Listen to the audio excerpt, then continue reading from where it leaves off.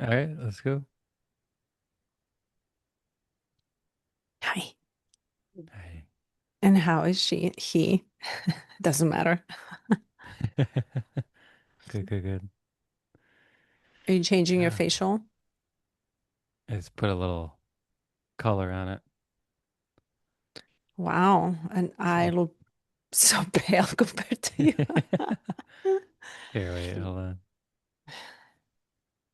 Okay. Wow. Yeah, I can't really. Interesting. It's either like this or this. All right. Your library is looking good, per usual. Thanks. It's the constant conversation to have. Hmm. So, how did you like this one? Did you like coming back to his teachings? Yeah, I love Osho. He's so good. It's very refreshing to come back to his simplicity. I Mm-hmm. love it. And I was like, wow, this actually brings you back in the center, at least to me. Yeah, yeah, it definitely does. Yeah. There's an element too of it aligning well with, or somewhat with Gene Key 59 of, if you're in love, you can't be in hate. But if you're acting, and then it reminded me of the uh, Battle of the Sexes and all that stuff. Yeah, it's so The good. fighting of the genes. Yeah, You have to be angry in order to get attracted so they can. And it reminded me as well. I was like, wow, what are the chances that we actually are talking about the same thing in the same week? So pretty cool. And I was talking about the concept of the genetics fighting for itself, and we're just kind of used and abused by it, totally unaware. And then he comes in and says, well, it is the truth. It's really hard to fight it. You have to really put a lot of effort to come back into the center of your source. Mm. This one was hard and good and brutal and honest and really cool. Thoughts?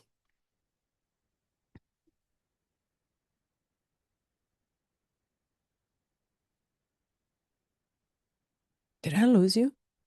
You're muted. Can't hear you. Can you hear me? Yeah, I can. You can hear me. You unplugged.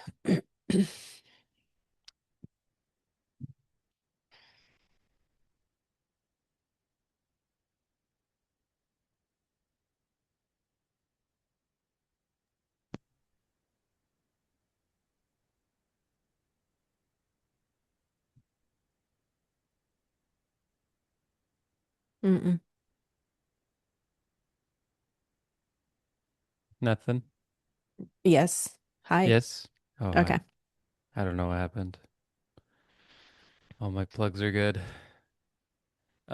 Okay, anyway, how do you how do you carry that with you, like this feeling of only being a vehicle for something else and then knowing your center or feeling something in your center, and what difference is it?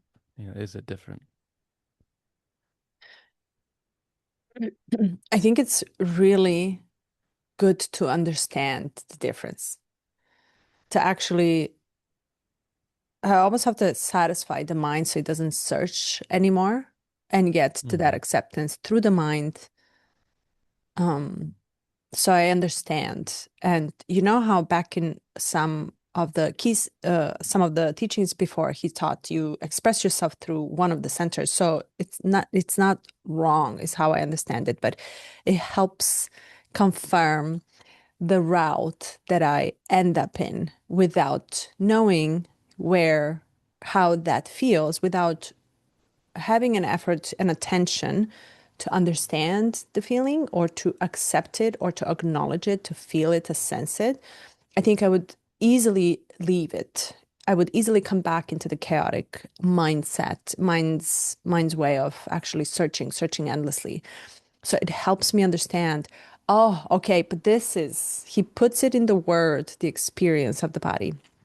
And it makes so much sense. So next time when it occurs, I will understand what is happening and I will be able to actually drop into it more. Mm-hmm. And I can, there is a clear distinction between how he explains the love when you lose your mind, when Mm-hmm. you're so centered in it, when there's no borders, there's no limits, everything, you're so present in it, that there's no fear. And he is really, I know this feeling so well. But Mm-hmm. I also know that this feeling is initiated by someone with someone, and it does turn into the attachment eventually because of that fear that he's talking about. And I can sense the fear and attachment. So now I have to take an effort to acknowledge what is occurring and allow love to be free without being concretized, without being structured, without being scheduled, without being roles or responsibilities. This is you, this is me. It's like, forget about it. Then we're not in love. And it's so simple, yet it's unsustainable. So if I am, okay, I'm digressing, but if I am to aim to attach to anything, can I aim to attach to everything that I cannot hold? And so can my love expand to infinity rather than just you today, because you have to go and Mm-hmm. pick up kids. But I love this. It's like the moment I attach to anything related to you, and I see you as you become my object, my possession, Mm-hmm. my ornament, and that is not love. That is fear. So what are those things that you attach to that expand you beyond? Okay. Um, it is not the attachment. It is the constant letting go, constant grief, which I'm Mm-hmm. not wanting, but I am aware of losing that which just touched me deeply. And it's like you are letting go of the most precious thing that you just experienced. But the grief is the awareness that no longer is there. It comes and it goes and it flows in and out, right? So it's simultaneous, it's free to do Mm-hmm. itself, to do whatever it wants, to expand in whatever way it wants to do. Who am I to hold love? Mm-hmm. Mm-hmm. Yeah. Yeah, I like that. It's interesting. My friend is in grief right now. She's feeling it very strongly yesterday, and I gave her a hug and just was hit by. I'm like, holy cow, you're super connected right now. And I've heard this before. When you're in grief, you're actually you're like much closer to that which is ethereal, that which is true.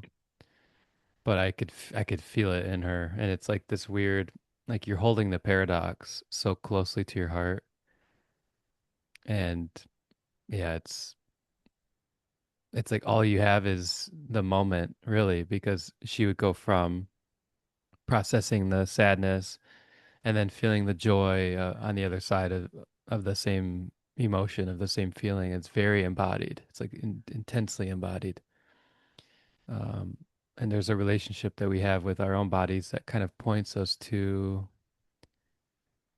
um, how we're oriented and whether we are centered or not, and whether we are um, like using love as an attachment or using anything as an attachment rather than being loving. Like the act of loving is it's more it's more an expression of your body than it is of the mind, because the mind has subtle ways to find attachments and Mhm. to find things to make its slave or to be slave to, right? Instead of when each moment, which is intensely difficult because you open yourself up to that other world, the other experience, which, yeah, yeah. This is really cool. Hmm. And then you're now learning how you behave with that which is given to you and to you specifically, uniquely. Yeah. Very 16, how do you say, very in a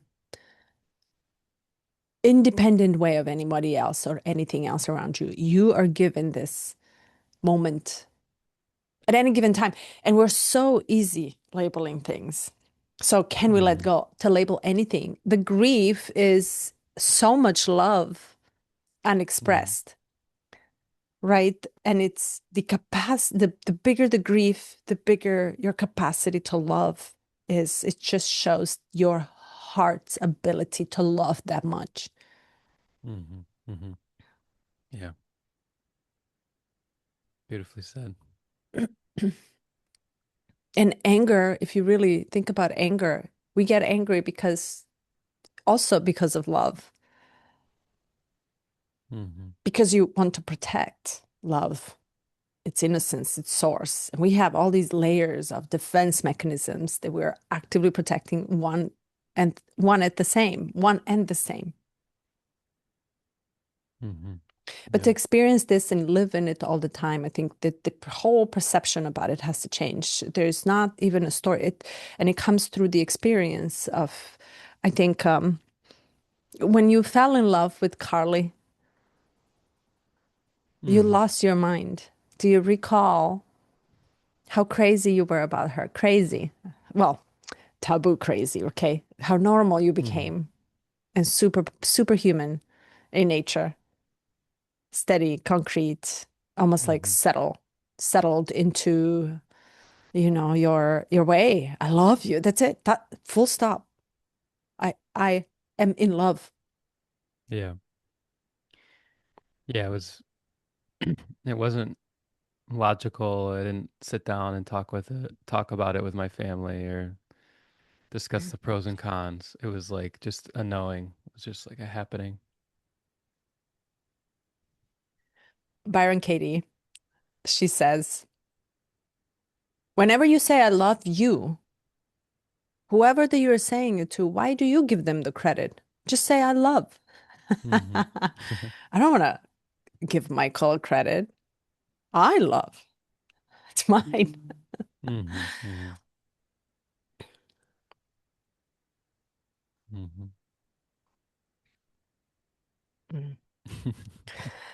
Hmm. So, how do you connect love and hate in relating?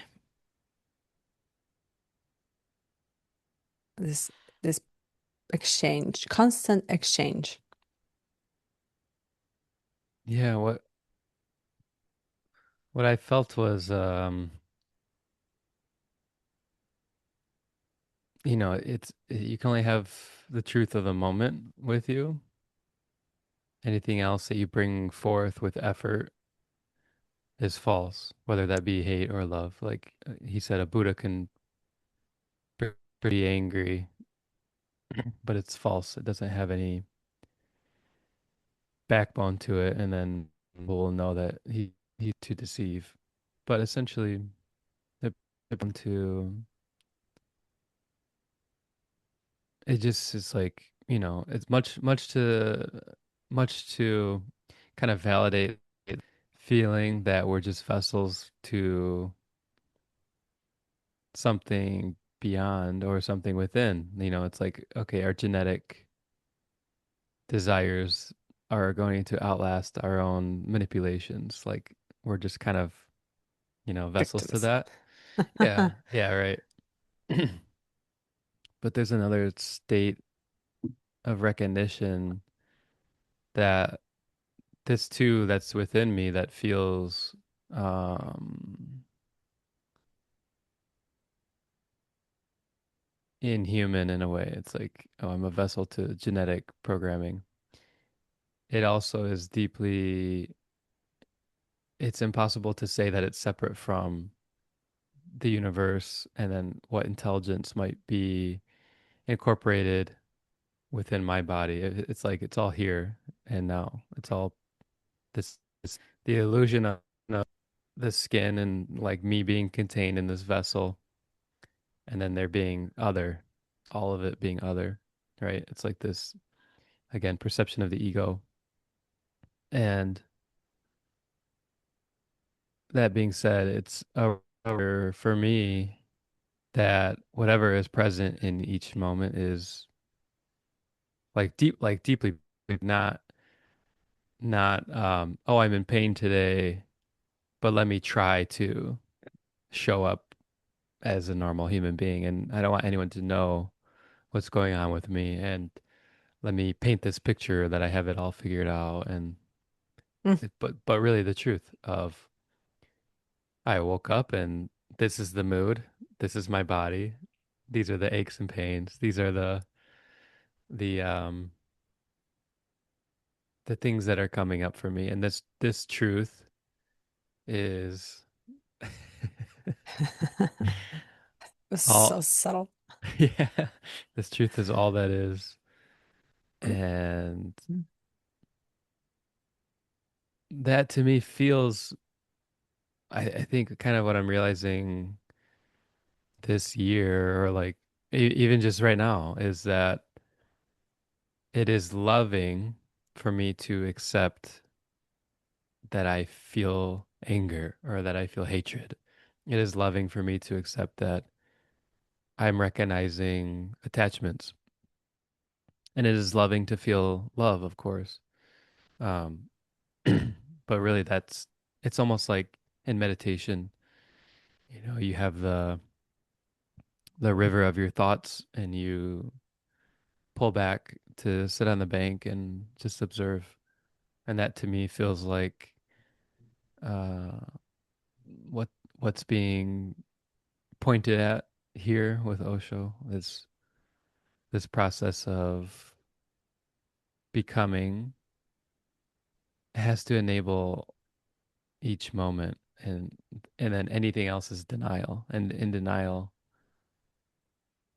it's rooted in fear, and then anything in fear cannot love by definition. So Mm. yeah, that's the way I think about it. Maybe I took that way too left field from what you were asking, but No, I love it. And I think you pointed out really your consistent reminder to be just here with what is happening. And he, in the third part, he talks about being alone versus being in marriage. And when you are alone, when you don't have, you're alone with your own self, this is exactly what is occurring. You're hmm actually recognizing all these different parts, and then you're learning how to sit with it and accept it and actually realize yourself with it too. There's nowhere else to hide. You don't end, you have the time to do it, which is why it's frightening to be alone. And in that process of sitting with yourself and recognizing that you woke up this way, you're angry, you're pissed, you're confused, you're lost, you're in love, you're creative, all these different things. It's just hmm all for you to deal with now because no more distractions, no more I have tos, no more role. hmm It's then it becomes an internal work, and it's so frightening to do this. So yeah. in a sense, you're what he's pointing out is like we lose ourselves when we're with someone because of the fear, actually. So love is lost when there's so much fear for safety, for you name it. There's just a list. It's endless. But can you be yourself when you're with someone?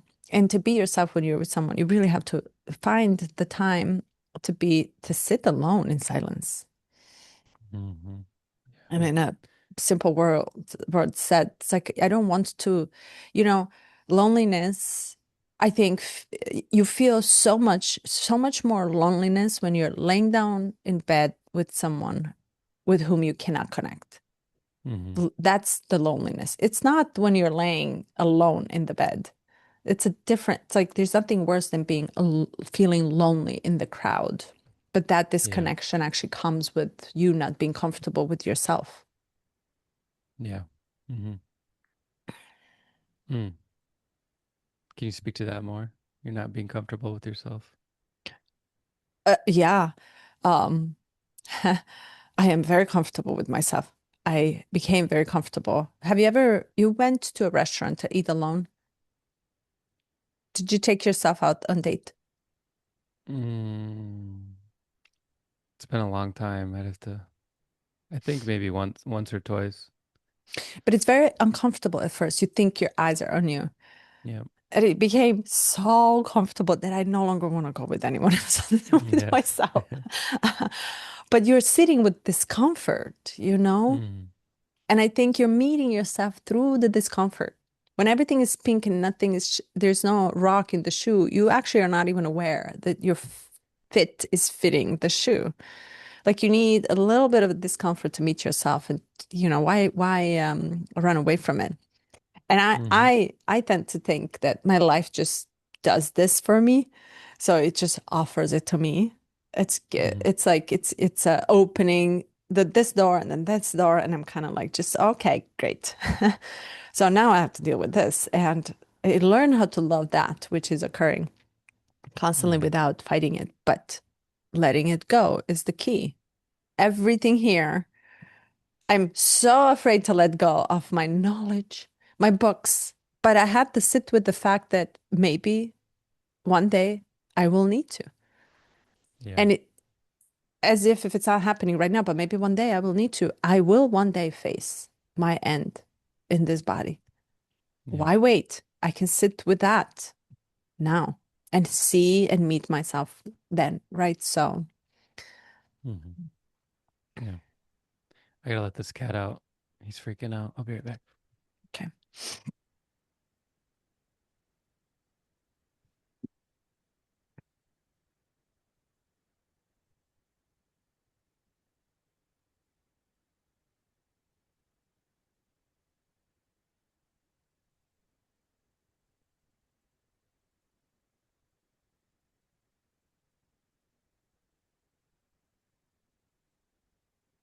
I had imagined that he would come in and sit in my lap and be chill. That's not how he was this morning. Yeah, He's dogs do super that. active. Yeah. Yeah. Um, so part of you wants to burn your library or give it away, maybe. Dare I do that? Then what? But right, so if you're not, you don't have to act it out in life in external world, but you can sit with the thought of it. Mm. And we're then afraid we'll manifest it, which is another Yeah. fear that comes in. Oh, don't think it because it's gonna come in reality. We build our reality. It's like, but so think it and sit with that. And if you're fearful, can you meet yourself in a fear? And where is the fear coming from, right? So he's talking about the root cause. It's so hard to get to the root of the fear Yeah. because we're not capable of sitting with it. If this then Hmm. that, if this then that, you can't even like you really have to marinate in the feeling to be comfortable with it and kind of eliminate it. But can you Is make love in fear? It's not love. yeah, You it's can't not make love. love in fear. Something else.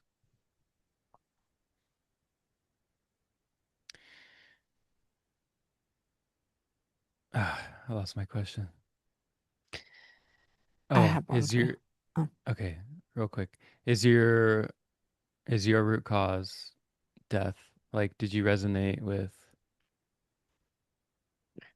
that's kind of what Osho points to. Like we all ultimately the biggest fear that we have is the death or the end.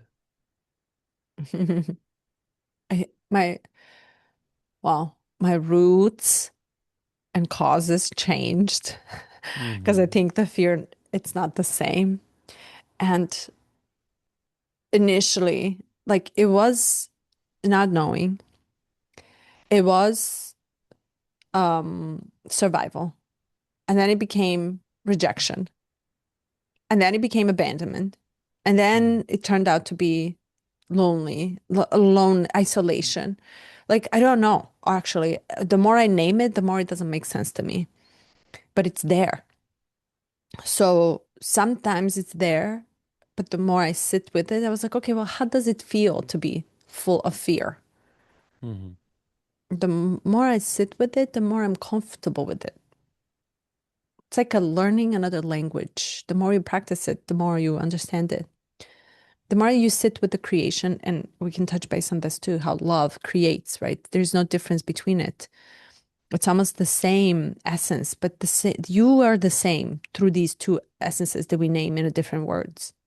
Like you're kind of the same through it. So it doesn't matter what fear, that's how I understand it. Doesn't matter what kind of fear I name it, it's kind of acting the same. I am the same. I'm sitting with it longer. That's the only Mm. difference. And the longer I sit, the more comfortable I am with this. Ah, all right, let's have a coffee. What am Yeah. I afraid of? Like, who is, who is, why am I afraid to say what I feel and mean? Right? Hmm. So it kind of transmutes itself. It transforms itself. So there's not one route. It's never one route. You? Yeah. Similar. That's sometimes where I kind of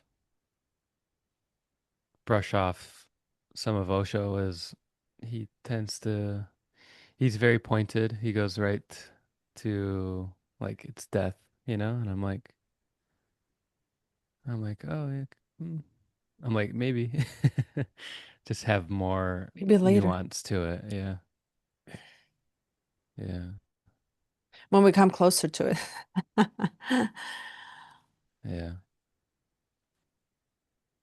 Yeah, I guess. I don't know. have a question.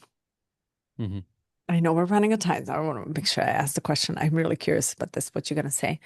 Is it what do you have to say about this part where he explains that for you to find the purpose and meaning in life, it feels good to be needed by someone,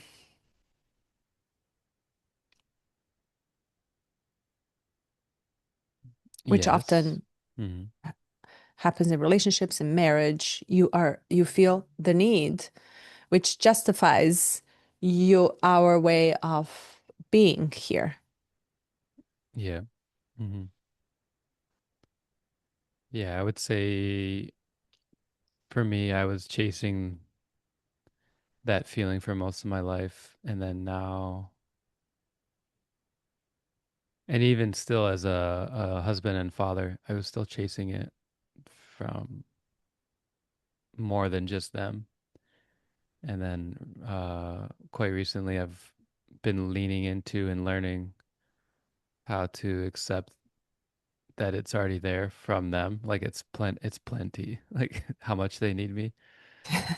It's more than enough. But it's funny how the habit of like seeking it externally kept manifesting, and I find myself doing things and saying things and committing to things where I'm like, this isn't really me, or it might be me in the moment, but how much I commit to it, like you said, like announcing, like making a big announcement, making a big deal.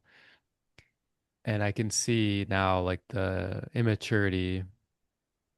I mean, I guess you could label it a number of things, but it's like I make an announcement and then I start to, when I have a conversation with people, I start to slip it in. And it's like seeking that validation and that feedback, like, oh, I'm doing the right thing, or maybe not even the right thing, but I'm creating conversation and attention that's coming back to me. And that's kind of, it's like validating this form and that I'm not insane, but really becoming more and more insane because I'm removing myself. I'm like moving further away from my center, and that's what's feeling disorienting, and then not having it kind of figured out. But bring me back to The essence of your question? The you the purpose for being here, the meaning of Hmm. life. We find, do you imagine if family is not there? How would you Oh, find the tough. meaning when you're not needed? Oh man. Hmm.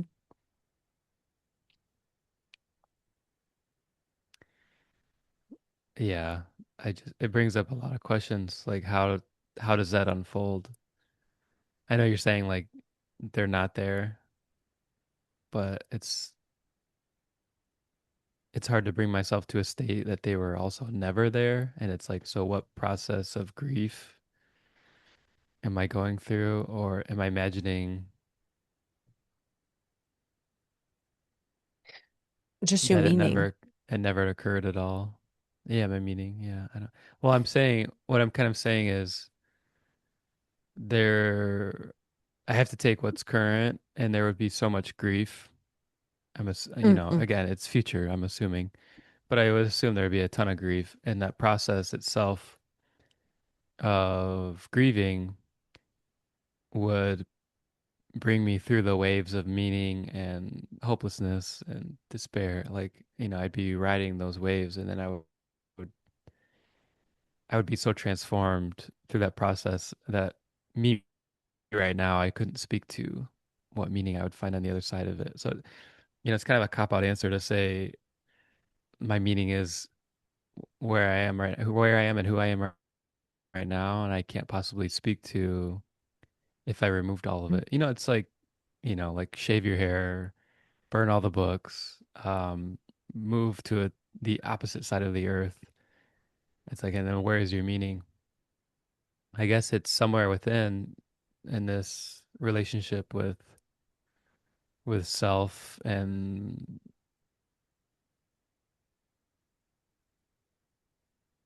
I go back to body and emotions.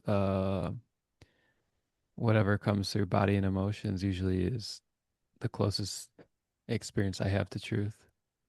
And then in that truth, there's like a hint at meaning. I guess meaning as a concept I can become attached to as well. It's more of like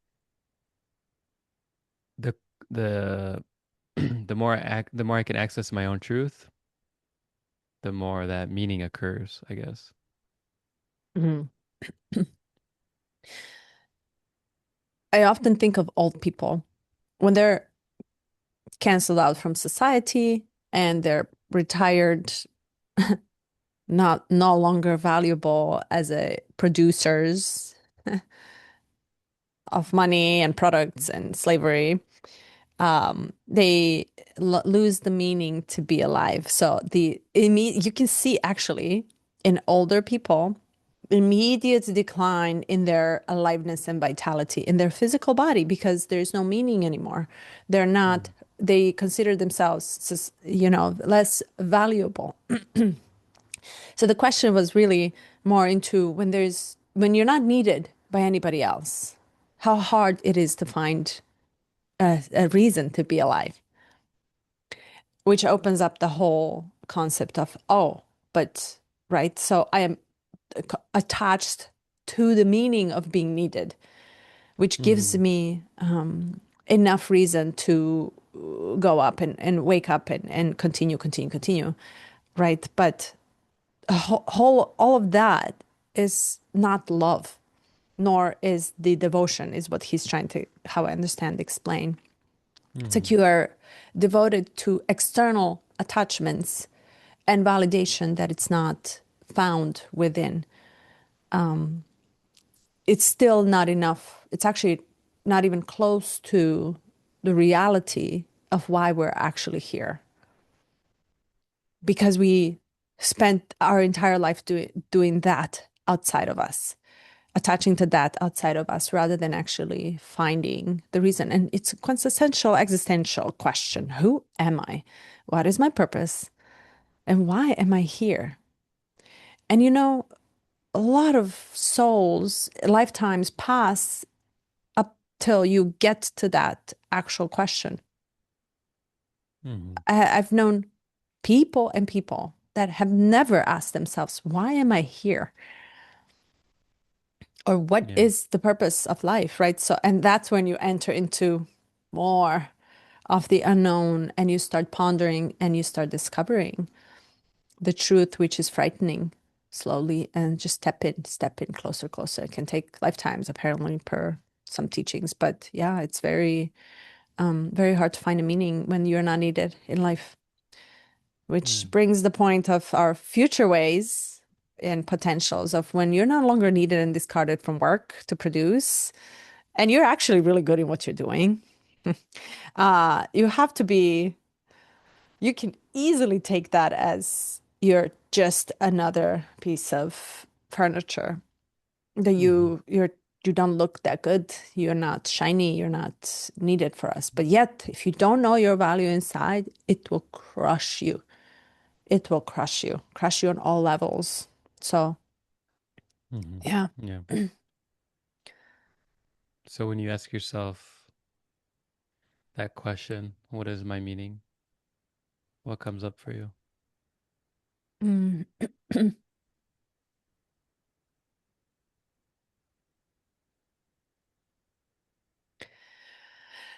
I often feel it as this like wave of it's sensation, but it's also a expansion of something inside of me that only I know of, right? So it is not unique to me only, probably. I can debate it, but it's not there all the time. It shows itself up to me. And then it leaves me. And then it comes and visits and it leaves me. And I think the meaning is really to dance with this unknown force of wave of energy. Oh, I don't even know. You see it like even naming it closes Mm-hmm. it off. But I feel alive when that happens. I feel very much presently alive experiencing that which occurs. And I can the days can pass without it, but I'm still there. And I'm not Mm-hmm. sitting, waiting, hoping, expecting. But when it happens, I'm more and more aware and I honor it. And often it happens when I have to do something, when it's urgency. There's this emergency urgency that happens. I have to go to, right? So I have to go to work. I have to show up for the meeting. I have to pick up, drop off, somebody's coming. And right there, this tension is, oh, it opens me up as if it's teasing me to be present with that which is occurring or to lose myself again elsewhere. So now, when there's nowhere to go and I'm not rushing, I Mm-hmm. have this so much space that needs to be, I have so much space. I have so much more space. And now the space becomes no wave. There is times when I'm aware of nothing happening. Mm-hmm. So that's not my purpose. And it's not the meaning either. I think it's just the experience that it became just experience acutely aware. Like I am aware of the experience I feel in the body, and sometimes I don't. And I question it less and less. I don't know if that answers. It does. Yeah. Yeah. What were you gonna say? In Vipassana, if you love the feeling that you're experiencing, you're touching. If you love the bliss, the floating, you're touching, right? So it's a constant letting go, constant goodbye. Mm-hmm. Yeah. Yeah. This, and then it's the question is it love then that we're doing in that state, or is we're like mislabeling with love? And that reminds me too of, my friend who's deeply grieving, and I hug her, and she feels like I'm telling you, she was the most connected person I've ever been around, in that state. And so it's like love and grief are right there together. Mm. So like you say, like this, we label it love, but we're attaching, we're trying to create more of it. We're trying to create the perfect circumstance to have it last forever, or stay with us. Yeah. Yet truly loving is right there with grief. Mm. It's the letting go continuously. Mm. And Mm. so maybe, a tough format is to put a concept like this or tantra into a podcast. Um, only for the mystics, really, to to spend time to contemplate. But if we could, how do you feel about saying the meaning is experience itself or existence itself or It more makes sense to me than to find the word that closes it off. You know, love is free.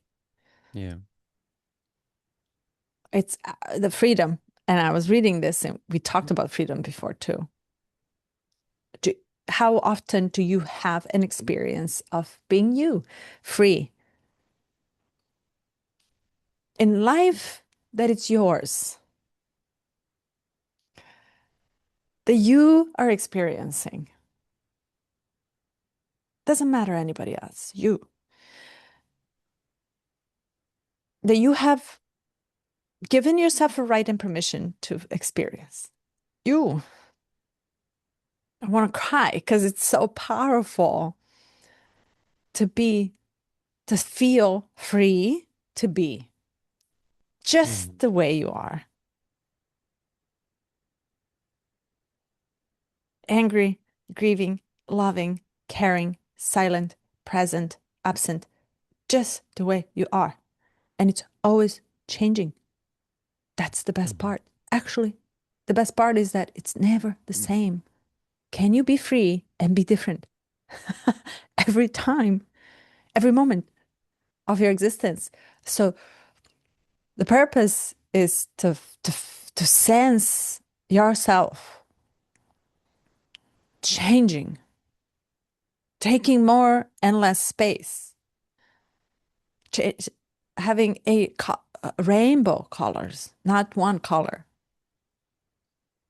and more colors without expecting. Okay, a little, it's so easy, right? Without expecting anything, without holding on to anything, being free to be you. People die for freedom, yet they don't know what freedom means because it's the way, the believing that that's what the freedom is. No, no. When you feel free, you're actually you, truly you, whole you, unhinged, wild, Mm-hmm. crazy, mad, in agony and ecstasy at the same time. Can you beat that? And how much of that is possible in your life? you know, um, I'm at a life construct and the way we constructed our life and, the blue pill, red pill, and how we get inside of total imprisonment. Mm-hmm. But they can take everything away from you other than that. That can never be Yeah. taken away from you. That sense. I can sit here with the chains on in the prison cell and I can still feel free, completely free. Mm-hmm. Can you then experience devotion and love inside of self when in relationship?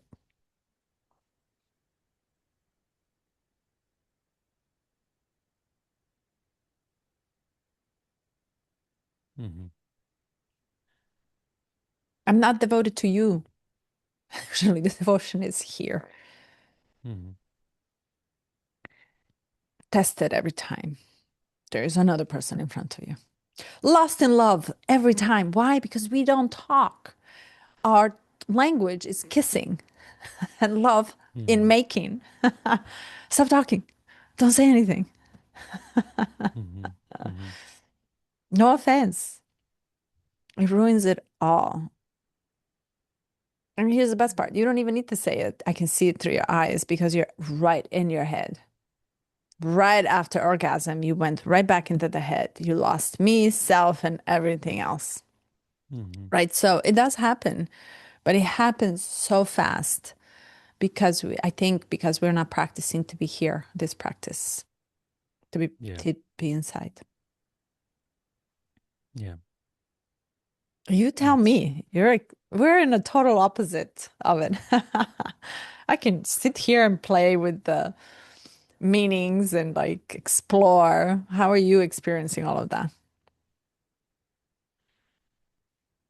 well, I resonate deeply with what you're pointing to, how you're describing it. Um, I don't think it. I don't think the external manifestation has any influence on your internal state. I think your state of mind, your state of being is truly all that matters. And it's like, even in a prison cell and in handcuffs, you know, we put ourselves there. We put ourselves in that state. And when you, with a being who's truly free, you could try to imprison them, you could try to torture them, you could try to break them, but their state is totally up to them. It's their choice. And that to me is total freedom. So it's to me it's just meditation. Like I'm realizing deeply how much life is a meditation. Yeah. Yeah. Which is really just learning how to silence the mind. Potency without words. Yeah.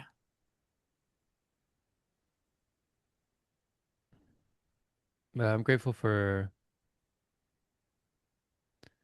all of the words and the teachers, because there's a in the practice of contemplation, it's like stretching muscles, right? Yeah. Stretch and expand, and you feel more, and you play with ideas, and then you drop them, and you do it over again. No, I love that. Hmm. I love that. When it's quality, meaning when it's deep and wide and high, right? So rather than just, let's just be nice and cordial. Nah, Hmm. let's Hmm. be true. Let's be transparent. Yeah. And let's say something that is truthful, if not all of it. Hmm. And the only way to access that is to have room, to have space externally and within, especially within. Yeah. Mm.